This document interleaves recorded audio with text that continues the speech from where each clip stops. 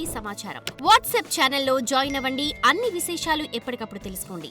వారి భార్య ఒకానొక సందర్భంలో వెంకటనాథుల వారికి చెప్పింది, నాథ మనం అక్కడ కుంభకోణానికి వెళదాం, అక్కడ సుధీంద్ర తీర్థుల వారు అని గొప్ప గురువులున్నారు, వారిని ఆశ్రయిద్దాం, వారి ఆశ్రయంలోనే జీవనం కొనసాగిద్దామని సంకల్పించుకొని సుధీంద్ర తీర్థుల వారి వద్దకు వెళ్ళి, సుధీంద్ర తీర్థుల వారి వద్ద వెంకటనాథుడు ఉన్నతమైనటువంటి వేదాంత శాస్త్రాలను అధ్యయనం చేశాడు. అద్భుతమైనటువంటి వ్యాకరణ శాస్త్రము, వేదాంత శాస్త్రము, మీమాంసా శాస్త్రము మొదలైనటువంటి గొప్ప గొప్ప శాస్త్రాలన్నిటినీ కూడా వెంకటనాథుల వారు చాలా చక్కగా సుధీంద్ర తీర్థుల వారి వద్ద నేర్చుకున్నారండి. సుధీంద్రవరపుత్రక అంటారు. జగద్గురు మధ్వాచార్యుల వారు రచయించినటువంటి అద్భుతమైనటువంటి ద్వైత వేదాంతాన్ని వెంకటనాథుల వారు అధ్యయనం చేశారు. శ్రీమద్ టీకాకృత్పాదుల వారు రచయించినటువంటి ఉత్తమమైనటువంటి గ్రంథాలను వారు అధ్యయనం చేశారు. వ్యాసరాయుల వారు రచించినటువంటి తర్కతాండవమే మొదలైనటువంటి గ్రంథాలను చాలా చక్కగా అధ్యయనం చేశారండి. అధ్యయనం చేసేటటువంటి సందర్భంలో వారు వేరే వైపు వారి దృష్టి ఉండేదే కాదు. అధ్యయనం అధ్యయనం అధ్యయనం అధ్యయనం తప్ప మరొక దృష్టి వారి వద్ద ఉండేది కాదు. అటువంటి గొప్ప శాస్త్ర పాండిత్యాన్ని వారు సంపాదించారు. అనేకమైనటువంటి విద్వాంసులతో చర్చోపచర్చలు జరిపారు. జరిపిన తరువాత వ్యాకరణ శాస్త్రంలో గొప్ప ప్రావీణ్యం సంపాదించి మహాభాష్య వెంకటనాథాచార్యులు అనేటటువంటి బిరుదును కూడా వారు పొందారు. అయితే మంత్రాలయ ప్రభువుల వారి వద్ద ఉండేటటువంటి గొప్ప గుణం ఏమిటంటే, వాదోపవాదాలను జరిపిన తరువాత ఎప్పటికీ కూడా పరులను దూషించేటటువంటి ఒక ప్రయత్నం వారు చేయలేదండి. వాదే వాదే జాయతే తత్వబోధ. వాదం ఎందుకు చేయాలి? శాస్త్రంలో ఉపచర్చలు ఎందుకు చేయాలి అంటే, ఒక అద్భుతమైనటువంటి తత్వ సిద్ధాంతము మనకు ఆ తత్వ సిద్ధాంత జ్ఞానము కలగాలి అని వాదాన్ని చేయాలి తప్ప పరమత నిరాకరణము లేదా పరమత దూషణను ఇవన్నీ కూడా మంత్రాలయ ప్రభువుల వారు ఏనాడు కూడా చేయలేదు. ఇలా గొప్ప వ్యాకరణాన్ని, గొప్ప సాహిత్యాన్ని చూడండి. సామాన్యంగా ఒక కవి అయినటువంటి వారు సాహిత్య గ్రంథాలను మాత్రము రచయించగలుగుతారు.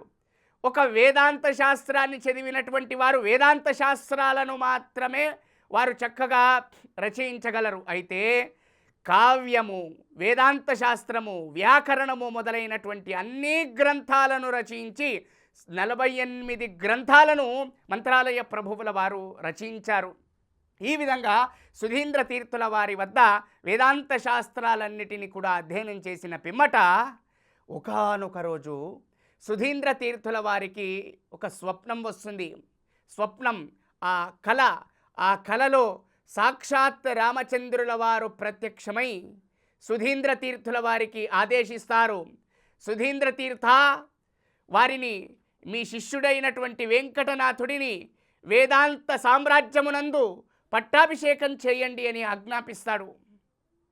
సాక్షాత్ రామచంద్రుల వారే కలలో కనిపించి ఈ విషయాన్ని చెప్పినప్పుడు ఉదయమనగా లేచి ప్రాతకాలంలో వెంకటనాథుడిని పిలిచి సుధీంద్ర తీర్థుల వారు అంటున్నారు, వెంకటనాథ, వెంకటనాథ, నువ్వు ఈ వేదాంత శాస్త్రంలో పట్టాభిషేకం జరగాలి.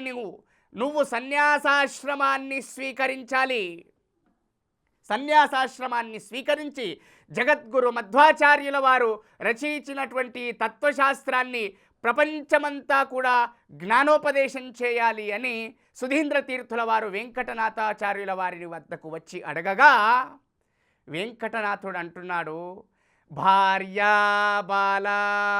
బాలకో నోపనీత బాలశ్చాహం. నేను బాలుడినే ఉన్నాను. అంతేకాకుండా నా భార్య కూడా అత్యంత చిన్న వయస్కురాలు. నా కుమారుడైనటువంటి లక్ష్మీనారాయణాచార్యుడికి ఇంకా ఉపనయనమే కాలేదు. ఈ సందర్భంలో యదా విరక్త పురుష ప్రజాయతే, ఎప్పుడైతే వైరాగ్యం కలుగుతుందో అప్పుడే సన్యాసాశ్రమాన్ని ఆచరించాలి. నాకు ఈ సంసార బంధములు నా చుట్టుముట్టు ఉన్నాయి, వీటన్నిటిని కూడా విడిచిపెట్టి వెంటనే నేను సన్యాసాశ్రమాన్ని స్వీకరించలేను అంటున్నారు సుధీంద్ర తీర్థుల వారికి వెంకటనాథుడు. అన్నప్పుడు సరే, హరిచిత్తము భగవత్ సంకల్పం ఎలా ఉందో అలాగే జరుగుతుంది అనుకుంటారు సుధీంద్ర తీర్థుల వారు.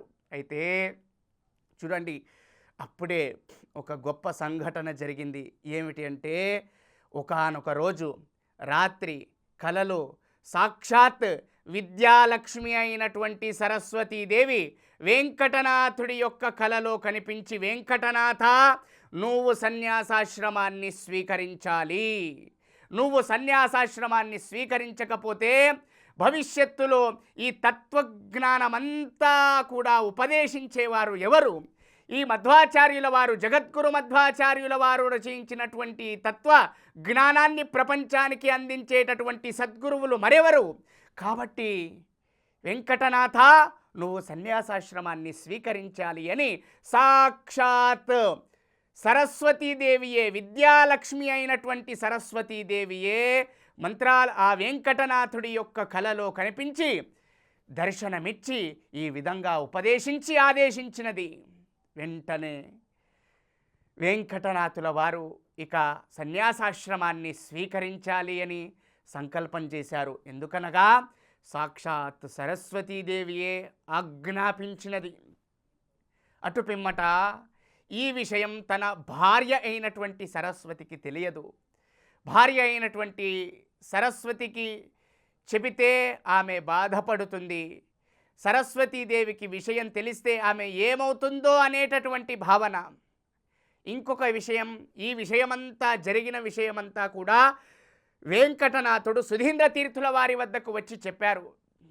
గురువు గారు, సరస్వతీదేవి యొక్క ఆజ్ఞ అయినది, నేను సన్యాసాశ్రమాన్ని స్వీకరిస్తాను. అయితే ఇంకా నా కుమారుడైనటువంటి లక్ష్మీనారాయణాచార్యుల వారి యొక్క ఉపనయనం జరగలేదు అన్నప్పుడు ఉపనయనం చేద్దాం అని సంకల్పం చేసి ఒకానొక శుభ ముహూర్తంలో ఉపనయన కార్యక్రమాన్ని చేస్తూ ఉంటే అప్పుడే సుధీంద్ర తీర్థుల వారు ఇంటికొచ్చారు.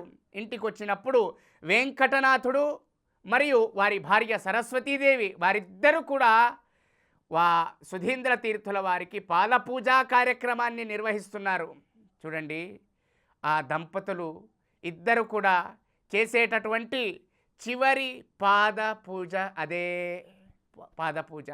ఆ సందర్భంలో సుధీంద్ర తీర్థుల వారు లక్ష్మీనారాయణాచార్యుడిని అనుగ్రహించి ఆశీర్వదించి బ్రహ్మోపదేశాన్ని గావించారు.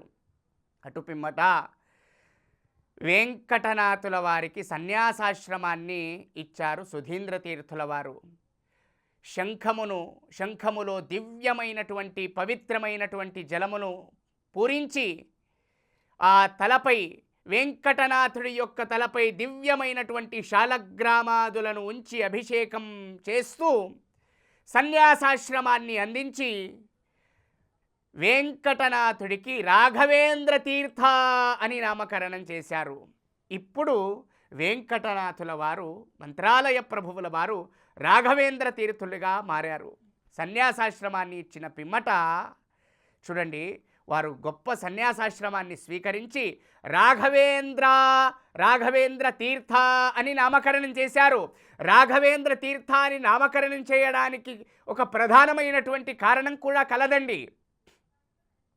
సుధీంద్ర తీర్థుల వారికి సాక్షాత్ రామచంద్రుల వారే దర్శనమిచ్చి ఉపదేశించారు, ఈ వెంకటనాథుడికి రాఘవేంద్ర తీర్థ అని నామకరణం చేయి. ఎందుకంటే రాఘవేంద్ర అంటే రఘుకులంలో జన్మించినటువంటి వాడు రాఘవుడు.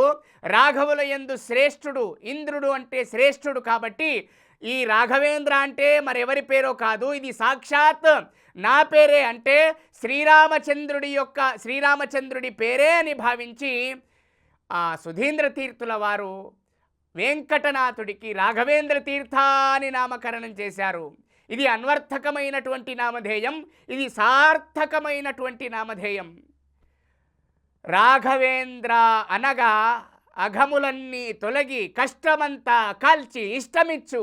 రాఘవేంద్ర అంటే అఘము అంటే సంస్కృత భాషలో పాపము అని, ఆ పాపాలన్నీ కూడా తొలగించి కష్టములన్నీ కూడా తీర్చి ఇష్టమును ప్రసాదించేటటువంటి నామమే రాఘవేంద్ర అనేటటువంటి నామము. అటువంటి దివ్యమైనటువంటి రాఘవేంద్ర తీర్థ అనేటటువంటి సార్థక నామధేయాన్ని అందించారు సుధీంద్ర తీర్థుల వారు. For more videos like this, subscribe Big TV channel.